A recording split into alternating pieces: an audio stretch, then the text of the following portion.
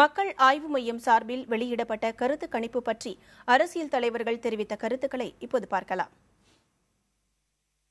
கருத்து கணிப்பை நான் குறைத்து மதிப்பிடவில்லை.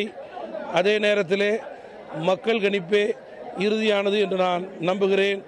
தேர்தலின் போது வாக்குச்சீட்டின் அடிப்படையிலேயே மக்கள் தங்களுடைய கணிப்பை முழுமையாக வெளிப்படுத்துவார்கள். கருத்து கணிப்பு ஒன்று வெளியாகி இருக்கின்றது. சில பத்திரிகைகளும் ஊடகங்களும் வெளியாகி இருக்கின்றது.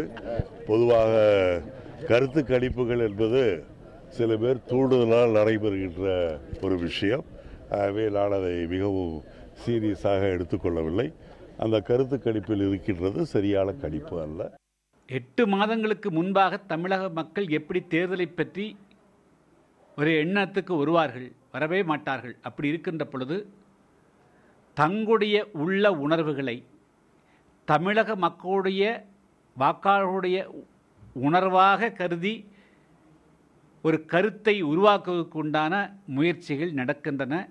டிசம்பர் 31க்குள் திராவிட முன்னேற்ற கழகத்தின் முதல் குடும்பம் முழுமையாக சிறைச்சாலைக்கு சென்றுவிடும். அந்த கட்சி காணாமல் போகும் என்கின்ற சூழ்நிலை வந்தவுடன் ஏதோ உள்நோக்கத்தோடு கருத்து கணிப்பு என்கின்ற பெயரில் ஏதோ இப்போ கருணாநிதிக்கு ஸ்டாலினுக்கு 28%, கருணாநிதிக்கு 22% சொன்னாக்க 2 பேரும் சேர்ந்து நின்னா 50% வாங்கிடுவாங்கங்கிறது மாதிரியா ஒரு திராவிட முன்னேற்ற கழகத்தினுடைய சாகிங் முறையில் பூஸ்ட் பண்ணுறதுக்கான ஒரு கருத்து திணிப்பானது நடத்தப்பட்டிருக்கிறது.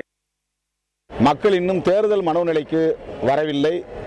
அத்தகைய சூழலில் எடுக்கப்பட்ட ஒரு ஆய்வாகவும் அறிவிக்கப்பட்ட ஒரு முடிவாகவும் அது இருக்கிறது.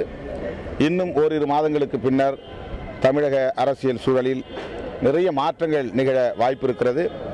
அப்போது மக்களிடத்தில் தேர்தல் மனோநிலை என்பது வளர்ச்சியடையும்.